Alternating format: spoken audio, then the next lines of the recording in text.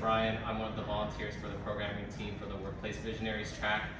We have here a panel here today to discuss boldly navigating the complex business landscapes that I'm sure we're all familiar with today. So without further ado, I'm just going to pass it over to Bill over there, who's going to be our speaker / moderator, 2 for 1, and just let them get started and have a conversation. So again, please welcome our speakers.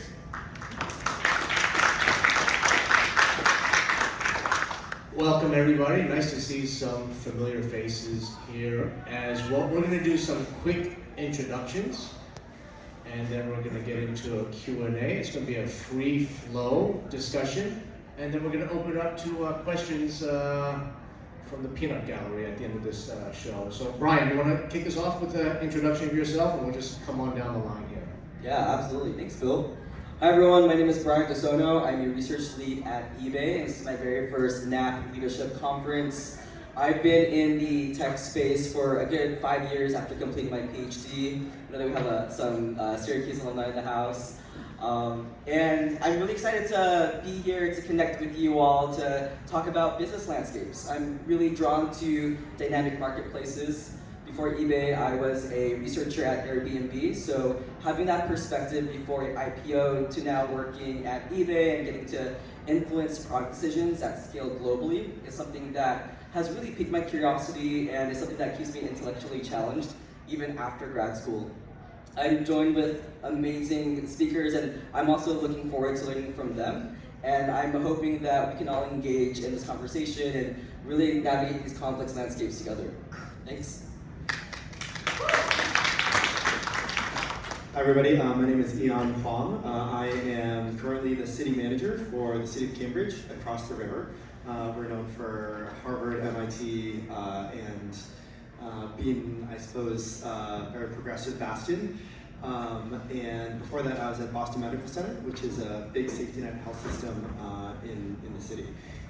So really excited to be here and really glad to see you all.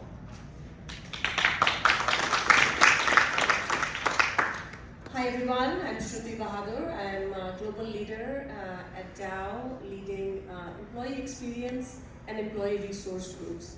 So what that means is our organizations are always have a relentless focus on delivering business outcomes all the time. So my job is to make sure that the human element is not forgotten. The employee experience is not forgotten. Because if we make sure that the employees are happy, they will make sure the business outcomes are achieved.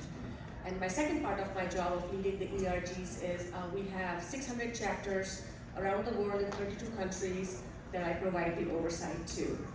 Originally from India, born and brought up in India, moved to the United States 33 years ago. I have 2 kids, 2 fur babies, married to my husband for 33 years now, and working in corporate America for the last 26 years, all with Dow, and based in Midland, Michigan.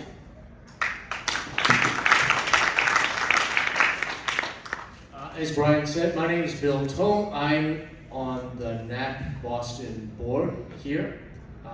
My day job, I am, let's say I've done a few things throughout my career. Basically, I've been in the sports apparel and footwear industry doing international business development. For about 30 years or so. Lived in Hong Kong, Tokyo, London, and then worked in about 40 countries around the world, which is pretty cool. A father of 2 20-year-olds, working and living in New York City. Not married 29 years, not quite 33, but 29 years. So yeah, it's a pleasure to be here, and thank you for joining us off. So I'm going to start us off. And really, the first question that I have for my fellow panelists is what are some of the unsaid expectations of being an API leader in your workplace? I'm just going to go straight down to Brian down there. Thanks, Bill. That's a great question. As a son of immigrants, I really didn't have any mentorship structures in place to help me navigate the real corporate world. So I think one of the things that I had to really learn under, after finding mentors is the importance of learning how to advocate for yourself. Oftentimes we aren't given our own publicists, and especially if you want to excel in corporate America, you have to make sure that you have a lot of visibility in the work that you do. And if you want to get promoted, you also have to make sure that folks can understand your impact and speak positively about you behind closed doors. Oftentimes, as Asian Americans, we know how to do the work, but I think there's a lot that we also need to do to make sure that other people know that the work that we do, and that people can advocate for us even when we're not in the room. And one other thing before I pass it to my next speaker is, we really need to learn how to just promote ourselves, and coming from this background of humility, especially in collectivist cultures, where the priorities of the group usually supersede the priorities of the individual, we really have to learn how to stick out for ourselves, and again, really focus on practicing that self-advocacy. I think that's one of the things that I'm still learning in this corporate environment, and would love to learn how other folks are going through that as well. I love this question, and I think there's both like the sort of usual kind of expectations for Asian Americans. I think one of the things that's also hard that I've experienced is, in many ways, I feel like sometimes I'm interacting with folks who actually haven't worked with an Asian American before, haven't either reported to an Asian American or had somebody that they're managing who's Asian American. So I think depending on the sector, a lot of times you may be in a situation where it's really the first time that you're interacting with somebody, and finding a path around cultural expectations, around how you actually establish a sense of like how you talk, how you interact, and where you have common ground. I think that's been something that I've felt throughout sort of my work experience, and you know, it's something where I feel like I've always had to find ways to create that connection, and it's one of those things that's not really talked about, but it is a sense of then who you are as a person in a way that's more familiar to the person that you're either working with, working for, or managing, and getting through that as quickly as possible, where I think you can feel more familiar. People just don't feel that uncertainty. I think I found that to be really important for me. I'll just build upon what was said here and not duplicate that. Some of the stereotypes that I have experienced, or I call them unconscious biases as well, and that exists. First of all, when people look at Asians, typically unconscious bias. Okay, you're probably from the STEM field, right? And you are an immigrant, and you probably are English language challenged. Some of those, and to this day, I experience that. So if I'm standing in line, I go up to a counter, that happened to me today, I can see the expressions change all of a sudden. They don't know what's going to come out of my mouth. Will I be able to speak English or not? So those are the kinds of things that you, after living in the country for 33 years, sometimes you just have to laugh it out, right? Right? There's, depending upon, if that happens at work, you want to take the time to educate, because I also operate by the philosophy that when that happens, it's not intentional, right? So it is up to us to help change that situation, change the narrative that that person has about us. So taking the time in a professional, respectful manner, doing that. So that's what I would say to add to what was already said. Yeah, that's really excellent. Thank you for those comments. And what I would really add to that is that, yes, do we encounter stereotypes that I think we're all, I'm not going to repeat that, they're all sort of comfortable, that we all understand. But it's how do we be comfortable in self-promoting? Those that know me, my principle is you gotta be bold, you gotta be brave. You don't do it for yourself. Are you expecting somebody else to do it for you? Your mommy and daddy aren't around. So I think that this is something that we need to become comfortable with doing, whether you're in corporate America, nonprofit, government. And that doesn't mean an overly aggressive nature, which I think has negative connotations to it. How about assertiveness? And not everybody can be comfortable being assertive. But if you're not going to advocate for yourself, who is? And I think that's the important question for yourself. So we're going to move on here. Have you encountered barriers in your work life because of who you are, your ethnic background? I'm going to go bring that down to Brian down there. Yeah, I think. Brian, you're Scottish, by the way, right? I noticed that you're Scottish or Irish? I couldn't tell from your background. So. Yeah, as a Filipino American, I know that many.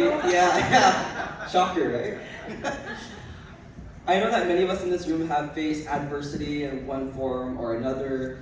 In corporate environment, I've never had a manager that identified as Asian American. So I know that there are different communication styles that may resonate with my culture that might not really surface or might not be reciprocated by my managers who don't share the same background as me. So in those ways, I first have to learn and understand power dynamics of the room and really assess who is my target audience for the work that I'm doing, and who do they report to, and following that chain of command, who do the people that my managers report to, who's their skip manager, right? So part of that is also understanding your scope of influence and finding ways that you can assert yourself in different spheres that you might not have access to yet, but you have allies in that room or you have sponsors in that room who can vouch for you on your behalf, either at that next promotion cycle or for that next opportunity. People in our field are constantly shifting. They may either shift teams inside the company or they may shift different companies altogether. And as long as you have those really great relationships and remember to develop those relationships longitudinally over time and not just for the season, you're going to be putting yourself in a really great place to really bulletproof yourself, for example, in the next recession or in the next opportunity or the next downfall for a lot of layoffs especially. So I think finding ways to understand where your sphere of influence is, who are different people out in your immediate and distant network that can connect you across different teams or companies is going to really benefit you in the long run. I think there was one organization that I was part of, a professional services organization, and all the partners were white men, there was one white woman. And I think the rest of the organization was a little more diverse, especially as you got down, but I think as I observed, who got promoted, who was getting special assignments, it was actually really clear that it was the people that had a connection. Typically, it was actually that they went to the same college as one of the partners. And, there was just like the connection around where you summered and where there was affinity. And I think, for me, it was just a clear indication that this was not going to be a place I wanted to stick around for the longer term. And so it was a sense of, get what I needed to, learn what I needed to learn, build some skills, but look for an exit.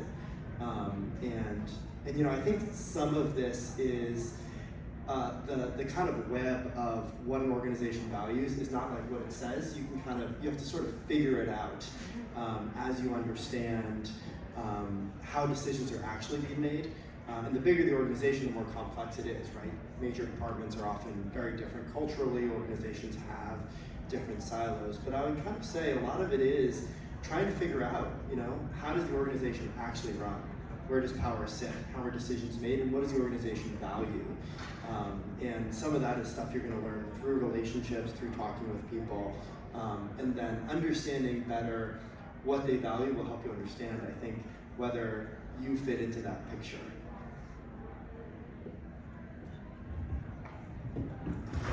And I'll just build upon Ian's example, a very similar example, a story from my career. This was about, I would say, 15 years or so ago. I was a program leader. Every performance review, I was getting raving reviews from my leader for 7 years. It was and the way it works in our system is either you meet your goals or you exceed your goals and expectations. And I got exceed for 7 years straight, and that did not result in any promotion for me. And now I was not smart enough or courageous enough to bring it up to my leader. And I see that happening so much still, right? But maybe it's the age. I've gotten wiser since then, or it doesn't matter, or maybe I've gotten courageous. So that is a very important. If you're delivering and where your leader is telling you that you're exceeding the expectations, there needs to be just verbal accolades are not enough, or should not be enough.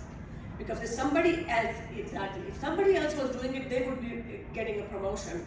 For 7 years that happened to me, and I let it happen, my fault, right? But when I reflect back now, what was missing for me, I think, was a sponsor.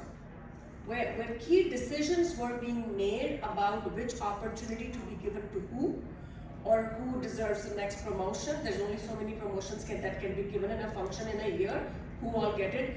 What I didn't have was a sponsor in the room, who was promoting me in my absence. So that to me, and since that time I've made it, at this time I not just have one sponsor, I have multiple different sponsors. And just so we all are on the same alignment on the definition of a sponsor, sponsor is a different person than mentor, right? Mentor is a day-to-day coaching, advising you, but sponsor should be a couple, 3 levels at least higher than you. And who sits in those meetings where key decisions are being made about people's careers, and then they are supporting you and bringing up your name in your absence. That is so that, and I make sure I share this example because I learned it the hard way, and I want to share it with other people so they don't get the same scar that I got. And helping elevate others, giving back and learning from my mistakes. Yeah, really well put. I'm having breathed longer than most people in this room here, older. It's a polite way of being mature and older. Coming up in sales and marketing, direct-to-consumer roles in the American sports apparel, footwear industry. I've worked for Reebok, Columbia Sportswear, New Balance here in Boston. In those product sales and marketing discussions coming up through the ranks, there was never anybody who looked like me. I was okay with that. I was there. I had a seat at the table. But I certainly realized that early on in my career to move up, to get promotion. I didn't get all excellence. You always got to exceed. I always say I was a brilliant B- student my entire life. So, that used to be my goal in life at the time. Right? Yes, so B- student the whole way. But I think that when we looked at barriers, I think for myself, I didn't become the CEO of an organization. Is that because of the way I looked? Or was that the way I performed? Is that the way I worked? I was okay with that. But I think I still rose through the quote-unquote ranks. What do we need to do to get there? And I had noticed my colleagues that had gotten promotions. It wasn't so much the old boys network yet, but they speak up. They present really well. And I noticed in my 20s, I didn't. So you can be the smartest person in the room or the company. You could be the hardest working person in the room in the company. But if you don't open your mouth to articulate what's between your ears, that Shruti, I don't know about her. Is she lazy or stupid? Because she never says anything. Time for a promotion to be a leader, pass. So I think that sort of held me back, not because of the way I looked, but with the way I behaved. And quite frankly, I was too damn respectful. And I think this is something, not to be disrespectful, but don't be too respectful. And I think that's something that we're going to learn about later on. It's interesting. And tomorrow, Jane Hyun will be here. Who knows who Jane Hyun is? She wrote a landmark book called Breaking the Bamboo Ceiling. And if you haven't read it, get your hands on it. She will be here tomorrow. Have you ever counted the bamboo ceiling, Brian? Yeah, totally. As an Asian American, I think there are a number of opportunities that you can see on the horizon, but you may feel that something's holding you back, or that you could see other folks or your peers getting really awesome opportunities, but those are not really landing in your lap. And what I've come to learn over the years is you have to really speak the language of impact. So for example, if you are applying to jobs, make sure your resume actually is a description of all the impact you've left on the organization. Do not make your resume a bullet list of your job description. That's not going to set you apart. When you are interacting with colleagues in the workplace, make sure you leave a paper trail that people actually know what you're up to, and knowing how you're actually exceeding what is assigned for you to do. You can set yourself reminders like 15 minutes of your week, every Monday morning, every Tuesday morning, just to update a document tracker, and then collect verbatims or collect quotes from your peers saying, after every collaboration, after you finish every project that you do, or after the conclusion of any client interaction, ask them, hey, can you give me some feedback? And then you can always incorporate that feedback into your performance review document. This will allow you to create really great breadcrumbs and footprints for you, so that you have a super thick file to prove your case for that next bump in your pay grade. And that will prevent you from having to put together performance doc the night before it's due, right? So speaking the language of impact helps also differentiate you from your peers, something that I've also had to learn, and something that I hate doing for myself, but you have to learn how to brag. So Bill earlier was talking about being bold and being brave. If you want to set yourself apart, you have to learn how to brag in a tactful way, else people are just not going to brag for you. And that's just, I think, a really key component of making sure that the work that you do is visible and the work that you do matters. Also, if you can quantify your work, so if any of your work is associated to the company's bottom line, if you can just share that you've been able to, because of the work that you've done, save the company X amount of dollars, or invest in headcount, or result in the hiring of XYZ team, I think that's another great way that you can demonstrate your impact at any domain that you're in. So I'm currently in this role where I'm the city manager for Cambridge, and it's basically an appointed position. So we have a 9-person city council that's elected, and then they appoint a city manager, and I essentially act as the chief executive for the city. So I basically have all the executive powers of a mayor, but I don't have to be elected. I'm appointed, which is very nice. If you got a traffic ticket, just go see it. If you do in Cambridge, not in Boston, I can't help you there. I think I would, and I would say, I'm really the first city manager for Cambridge that hasn't come from within the city. So the city's been run by essentially the same set of people from the city, all white men, for many, many years. They've done a very good job in a lot of ways, but it hasn't been a particularly diverse group within City Hall. I think in terms of the bamboo ceiling, I guess I would reflect on kind of two things. I do think that for Asian Americans, there's an element of risk that often people aren't jumping into, and so a lot of the biggest leaps you're going to take are sort of risks. They're about going out there and doing something where you're jumping from one organization into another, and I would say many times it is the risk of jumping up levels, and so. When you make those transitions, those are often the times where you can, you're getting a different look, and you will be seen differently than when you're within an organization. And I do think sometimes the willingness to just stick it out in a more comfortable environment and hope that you'll be noticed is sort of not actually something that will propel you from a career standpoint. And I think the other is, I feel like sometimes we don't understand how the world really works. I feel like there is a sense of the meritocracy. We're sort of taught to work hard, do really well on that test, get good grades. That's not actually how the world works. And I think that's something that I feel like we need to sort of learn better. And so it is those jumps. It's understanding, you know, when to make a jump, how to position yourself, and which opportunities you really want to go. And in terms of the bamboo ceiling, I think those are actually also just really hard positions to get to. And I think being able to understand how organizations make that decision and positioning yourself over time, that is really important. And I think it's so different for different places.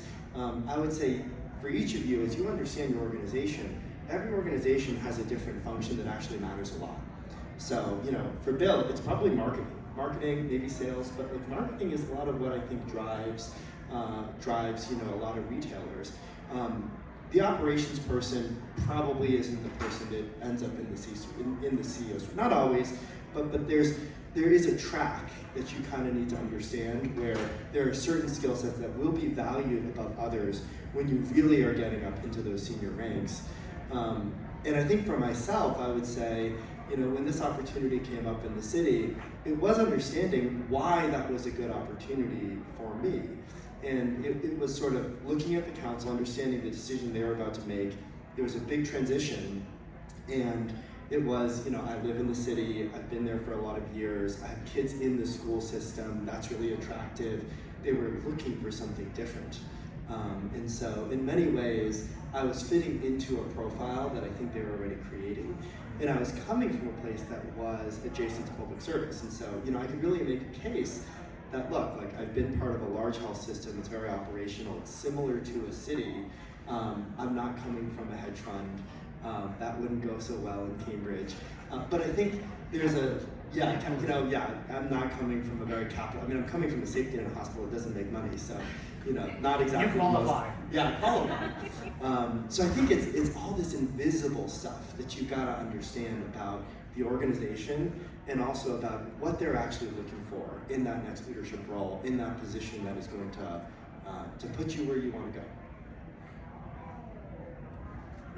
Just to build upon what Brian and Ian just said, a couple of so self-promotion is something that, you know, we need to be very intentional about, and us Asians, we tend to the way we are raised, you know, we think it's bragging. It is not bragging. You're stating the fact because you're just stating out your accomplishments, right? So you gotta change that mindset first and believe in that yourself before you can convince other. And sponsorship, like I talked about before. The third thing is strategic networking. So be very intentional and strategic about who you want to go network with. We only have so much time, right? So what I mean by that is, you know, what are the roles that you aspire for, building upon Ian, so you're building your resume. What are the roles you aspire for? What skill sets you have, what you're missing, and building those skill sets. But at the same time, who are those key stakeholders who are going to be making those decisions for the next, when the next hiring cycle comes into play? And then being strategic about, you know, developing a relationship with them, whether it's as mentors, as networks, a support system, whatever it may be, so that they already know you well by the time it comes for them to make a decision. And in those conversations you've already made it known to them, hey, by the way, I think I would make a great candidate for that role, and I'm very interested and very passionate. This is what I would bring. So outside of the normal process, they already know that that would be the case. So that's something else that I would add besides sponsoring, self-promotion, but really also strategic networking. I will build upon that. What Brian said, document what you've done throughout the year. Your boss won't. Are you expecting coming annual review that your boss pulls out the file and knows what Brian did on February 10th, March 9th, July 8th? You need to bring that to the table. I manage lots of people. I have no idea what they did throughout the year. You tell me. So I think that's really important. I've had several people throughout my career that reported to me, and during either annual review or just throughout the year, Bill, how do I get your job. And I'm like, holy cow. You know, I was like, wow. And when first somebody said that to me, I was really taken aback. It's like, shit, you're gonna take my job away from me. But then I thought, you know, this person is serious about their career.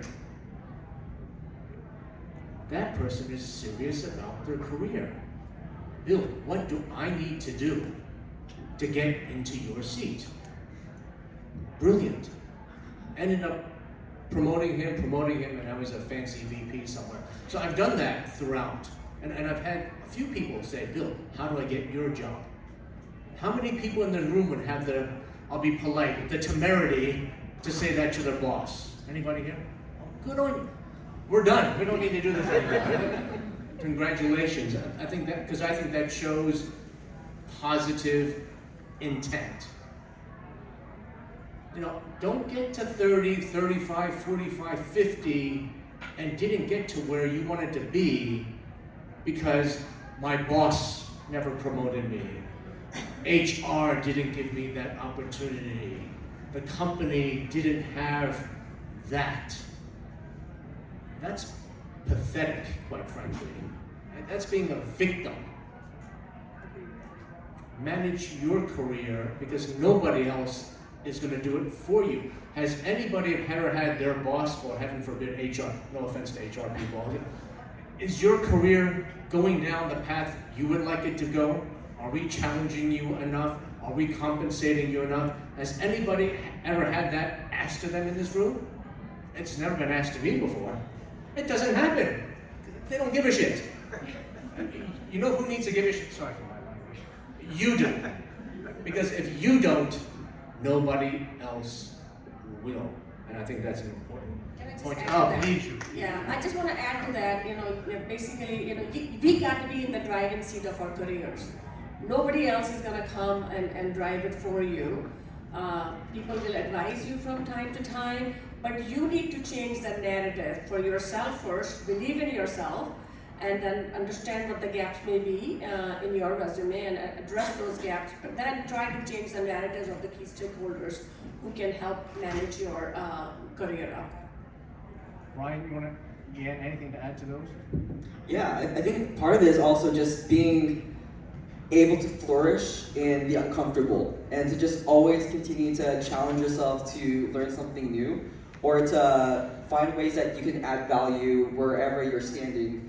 You know, I think for me, one of the two elements that I really wanted to build super early in my career is executive presence and the ability to communicate effectively.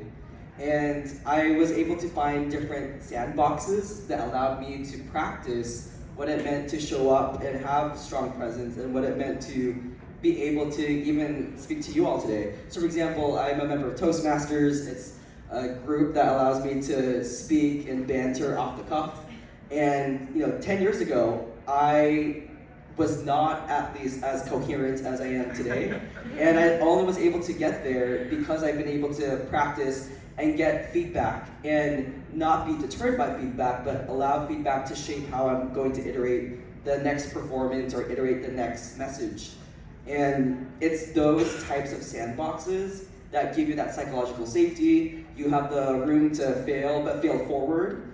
And you can propel yourself much more quickly that way than by always just being in an environment where it's just safe and there's no adversity to help strengthen your capacity to do what's next. So I think just thriving in uncomfortable environments, in a way that's sustainable to you and your mental health, is going to help you in the long run. Yeah, anything to add to that before we go on to the next speaker? Okay, that's very good.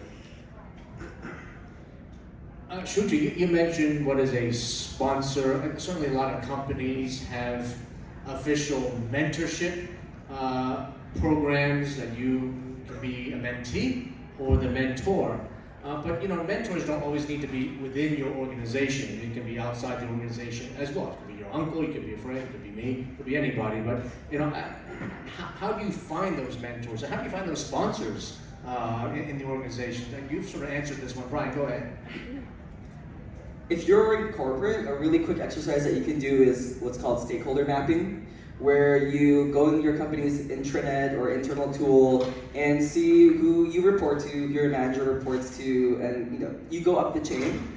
And you want to make sure that you're able to start establishing relationships. So when I was interning in a tech startup, I made sure by the end of that summer, I was gonna finish 60 individual one-on-ones. That was a challenge I had for myself.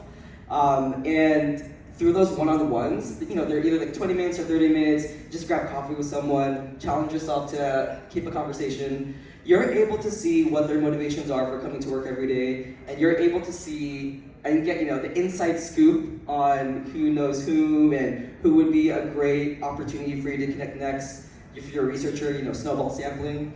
And through those 60 one-on-ones, I was able to get that internship converted to a full-time role. And I think I was only able to do that, despite it being a super competitive summer internship, because other people at least saw that I had the initiative.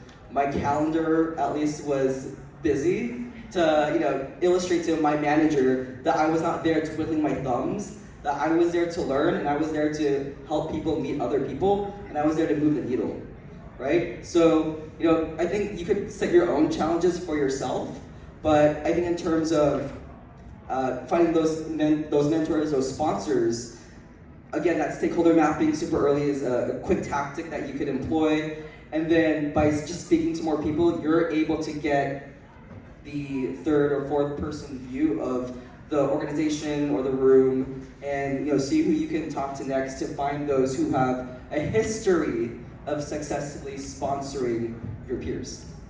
The temerity of a lowly intern knocking on all those doors. Did you need to ask permission from anybody to go knock on those doors? No, you don't need to ask for permission. I mean, honestly, if you just have their email address, you can set up a one-on-one calendar invite. The worst that can happen is they decline. They're not going to chop off your hand. So you have really nothing to lose. And you have everything to gain by, in that sense, being hungry. Can I just build on that? I love your passion, Brian. So a couple things that I got out of this that Brian just shared is get outside of your comfort zone. Obviously, Brian was way outside of his comfort zone at that time, being an intern. A lonely one, knocking at everybody's door, and like he said, what's the word that can happen? They'll decline. In my experience, I have never had anybody decline my request for a mentoring discussion, ever. And if it happened to be the executive at the time, and I wanted to make sure my doors are open for next time, so as I'm concluding the mentoring session, I would always ask them, would you be okay if I schedule another one in like 6 months' time? I wouldn't knock on their door every week, every month, that's too frequent. Even every quarter is too frequent for C-suite people, right? But twice a year, I have not had ever anybody say no to me. They're more than happy to help. So highly, highly encourage that.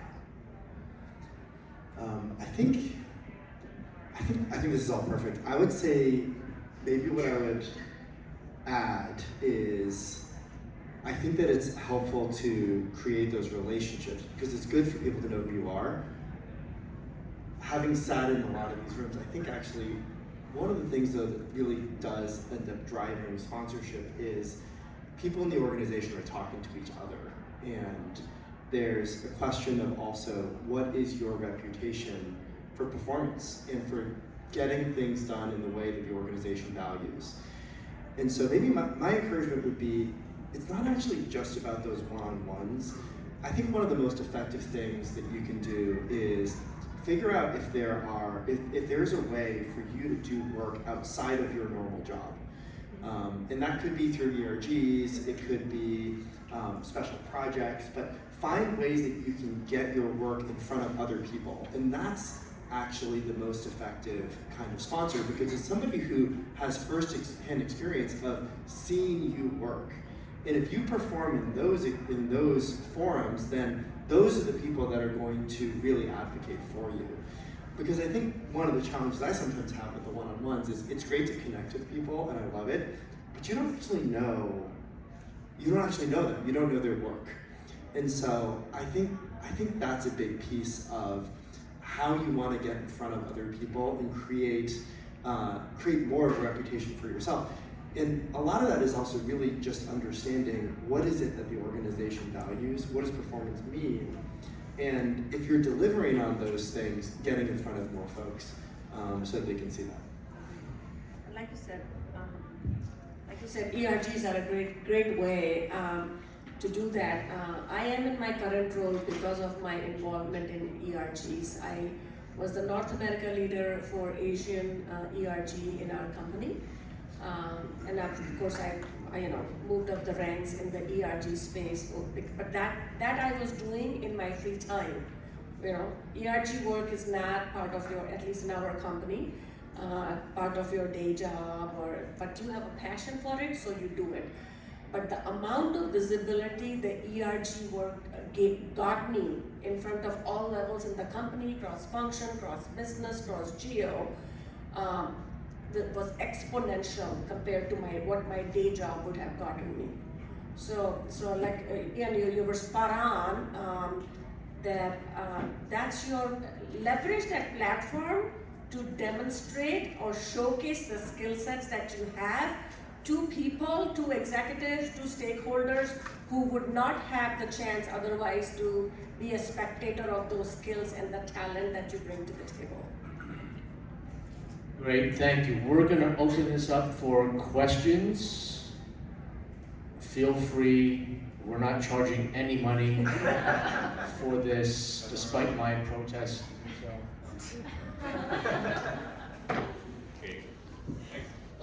Thank you all for sharing your experiences. So I'm curious, you brought up like the implicit bias.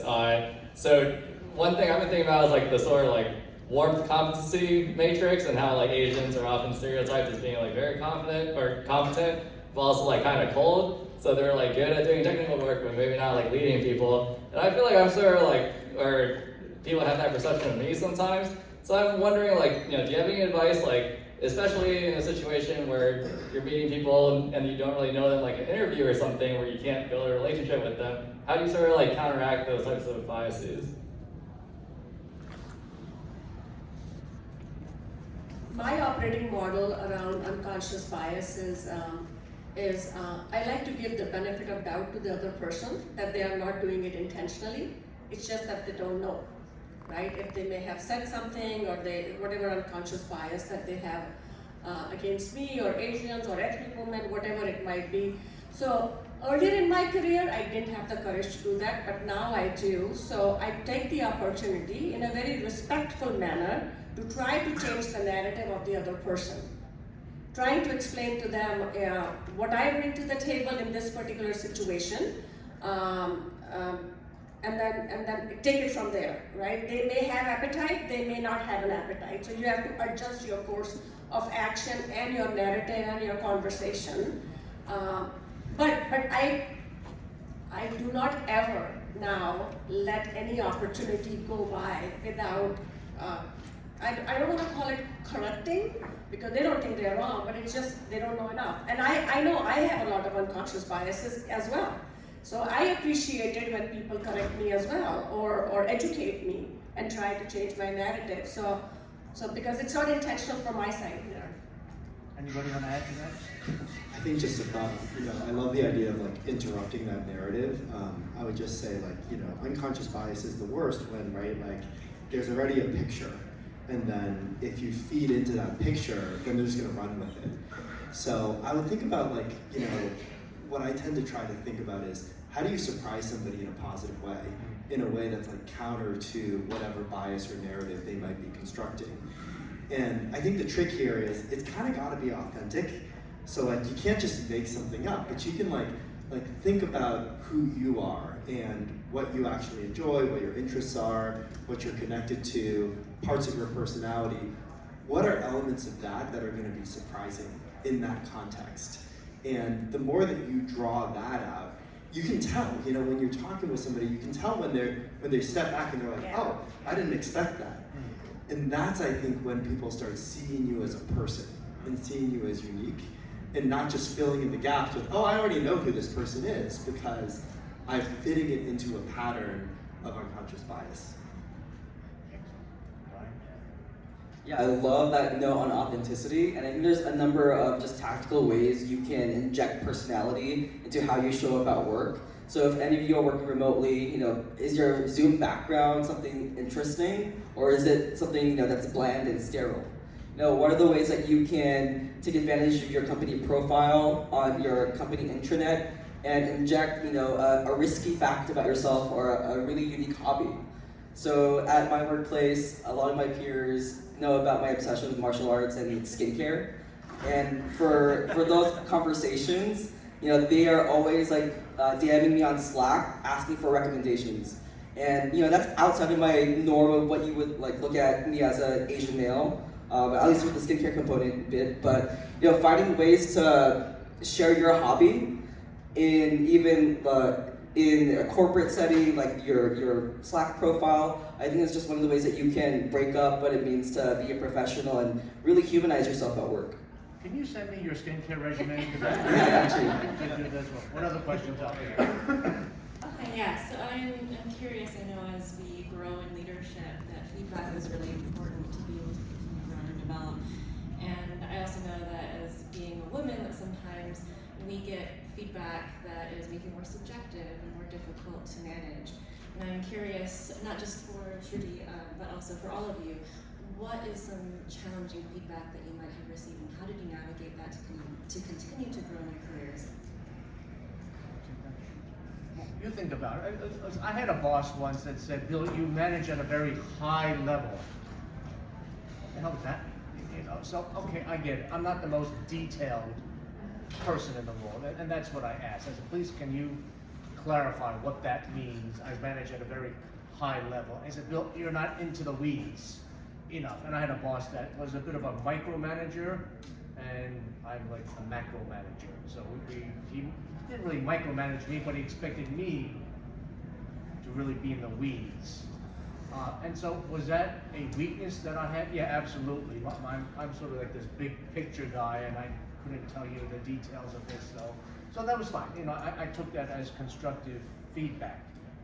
So I think when you get constructive feedback, that's important. And sometimes it is a bit subjective about that, as opposed to, your sales quota was 10, but you only hit 9. Well, that's kind of obvious. I failed by 1, but what are those subjective ones? But what did you do about it then? What did I do about it? Absolutely nothing.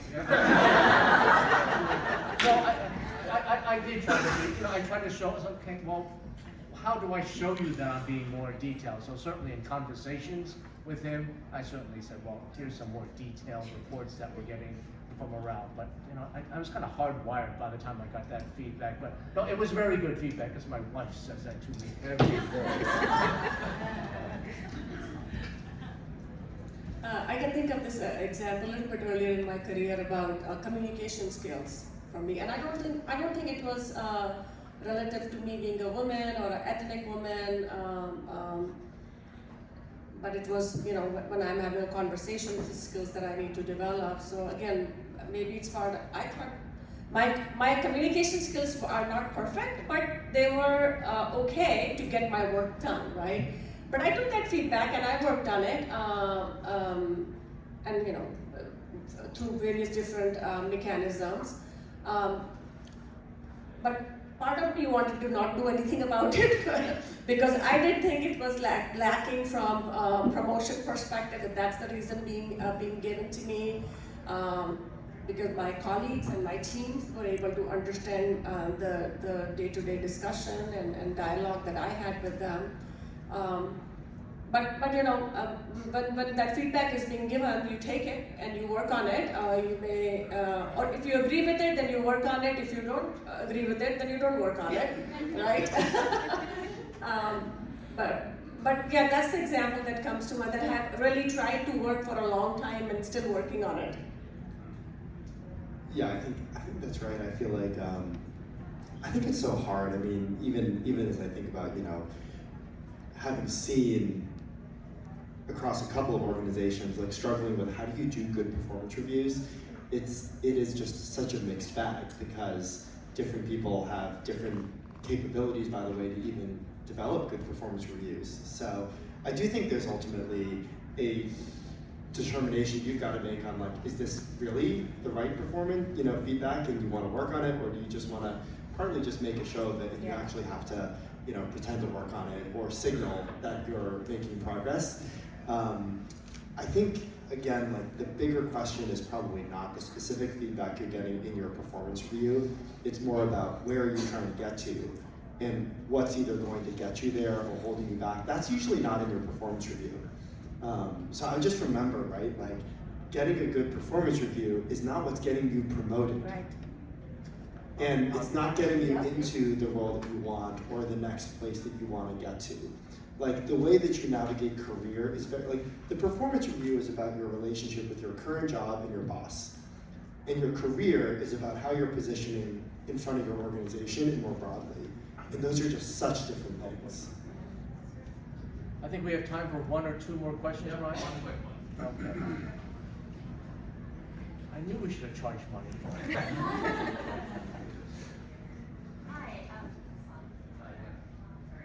Okay, hi. Learning to use the mic here for the first time. For all of you, I really appreciate the confidence and competence that you present. And in my case, this is coming from a very personal place, the feedback that I struggle with and the reality that I struggle most with is that my confidence level as an Asian woman doesn't necessarily always, it does not match my skill set or my competency or my experience. And I'd love to hear from you some practical, tangible feedback I can take back with me to Portland and to in my organization so that I'm ready for that next level. I'm recognized for the promotion and I can share it with others and advocate for them. Cool. I can give some immediate tactical advice. So this is advice from the perspective of an individual contributor because we have a lot of great feedback from a managerial perspective. For me, some of the feedback I received early in my career is that the work I was doing, it's great, but it's not memorable.